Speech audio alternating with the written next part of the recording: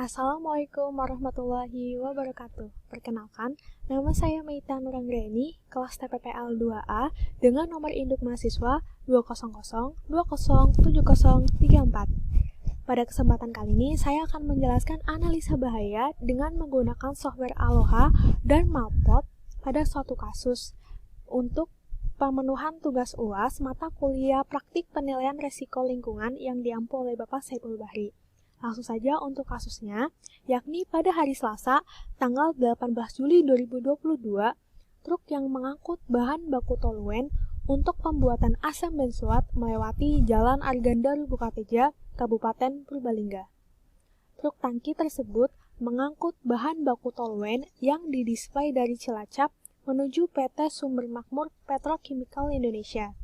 Truk tangki tersebut memiliki diameter sebesar 1,2 meter dengan tinggi tangki sebesar 2,7 meter dan dengan massa 90%. Pada saat perjalanan menuju PT Sumber Makmur Petrochemical Indonesia, terjadi kecelakaan di depan Terminal Bukateja, Kabupaten Purbalingga.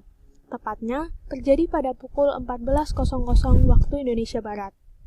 Pada kecelakaan tersebut, truk tangki menabrak halte bus yang ada pada Terminal Bukateja. Penyebab kecelakaan diduga karena supir mengantuk saat mengemudikan truk. Akibatnya, tangki muatan toluen terbentur besi batangan di halte bus dengan diameter 10 cm, dengan jarak benturan bawah 12,5%. Setelah benturan yang cukup keras terjadi, tanpa diduga terjadi kebakaran di area sekitar terminal, karena kontak api dengan kabel listrik di sekitar halte bus, sehingga menyambar zat kimia toluen. Berdasarkan data yang diperoleh dari Badan Meteorologi, Klimatologi, dan Geofisika, pada hari itu cuaca cerah berawan, dengan kelembapan sebesar 75% dan suhu udara sebesar 32 derajat Celcius. Pada hari itu, kecepatan angin sebesar 24 km per jam, sebesar 5,9 meter per sekon, yang berasal dari arah timur.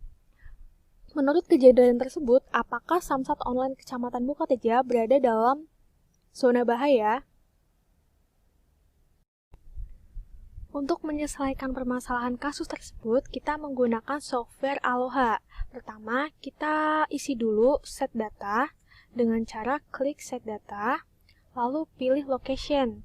Ini berfungsi untuk menginput lokasi yang terjadi pada kasus. Sebelumnya saya sudah menginput untuk lokasi kasusnya yakni di Bukateja, Kabupaten Purbalingga. Klik lokasinya, lalu klik select. Selanjutnya kita akan mengisi data building type atau tipe bangunan.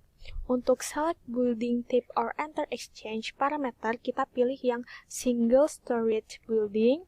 Lalu untuk select building surrounds, kita pilih yang unsheltered surrounds. Lalu klik OK. Selanjutnya kita mengisi data date and time atau tanggal dan juga waktu, yakni pilih yang use internal clock dan klik OK. Kemudian kita menuju ke setup untuk chemical atau bahan zat kimia. Karena pada kasus tersebut menggunakan zat kimia toluen, maka kita pilih yang pure chemical, lalu kita mencari zat kimia toluen.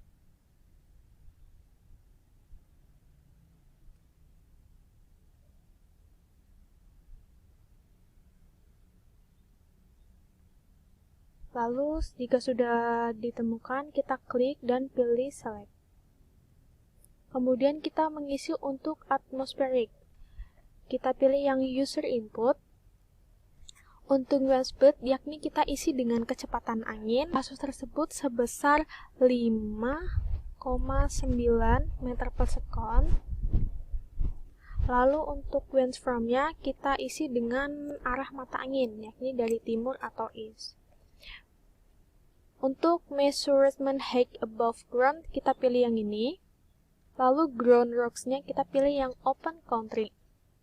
Karena kejadian pada kasus tersebut pada saat cuacanya cerah berawan, kita pilih yang particularly.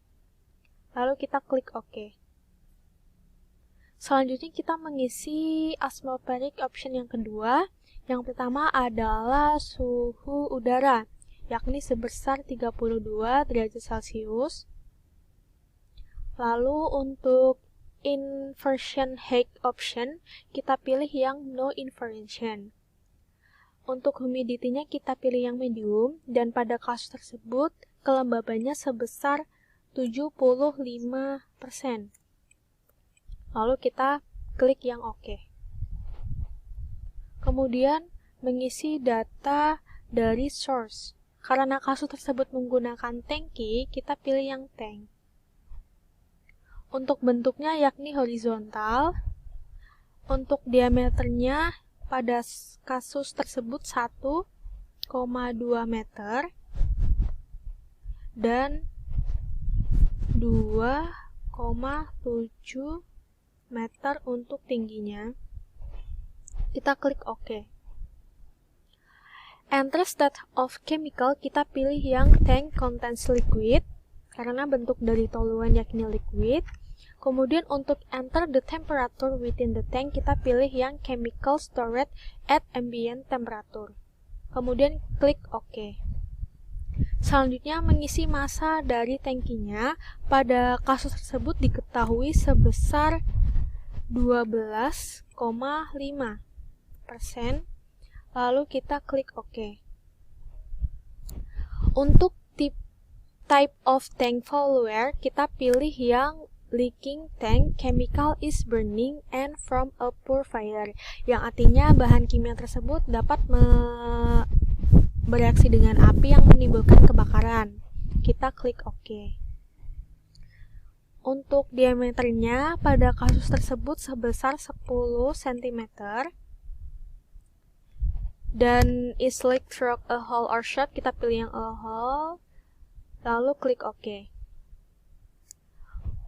Untuk height-nya sudah diketahui tadi sebesar 12,5%.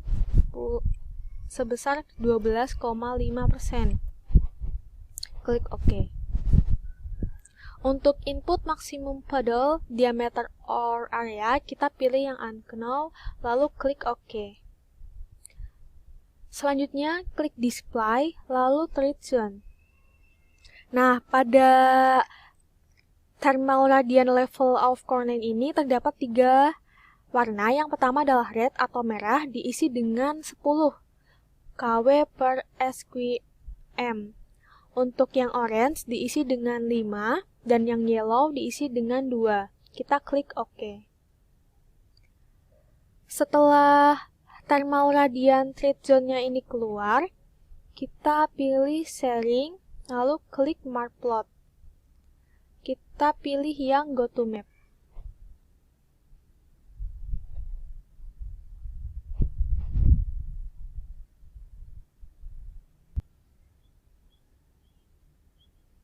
Nah, setelah itu kita menuju ke search and get information, pilih yang address, lalu klik lokasi yang terjadi pada kasus, yakni di Bokateja, Purbalingga.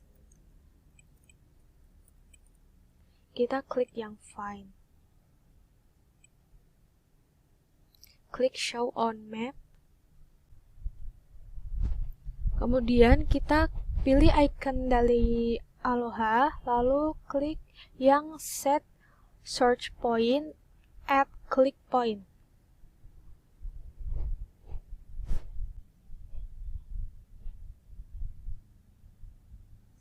Nah, berdasarkan dari data yang telah dihasilkan pada markplot, terdapat 3 sisi area. Yang pertama adalah warna merah. Warna merah ini menunjukkan potensi kematian pada 60 detik. Sedangkan untuk warna orange menunjukkan potensi terbakar pada waktu 60 detik. Dan pada warna kuning menunjukkan potensi sakit atau cedera pada waktu 60 detik. Ternyata pada analisa markplot ini, Samsat Online Bokateja tidak terkena dampak dari ketiga-tiganya. Sehingga pada saat kejadian kebakaran, Samsat Online Bokateja tidak terkena dampak dari kebakaran tersebut. Terima kasih. Apabila ada kesalahan, saya mohon maaf yang sebesar-besarnya. Wassalamualaikum warahmatullahi wabarakatuh.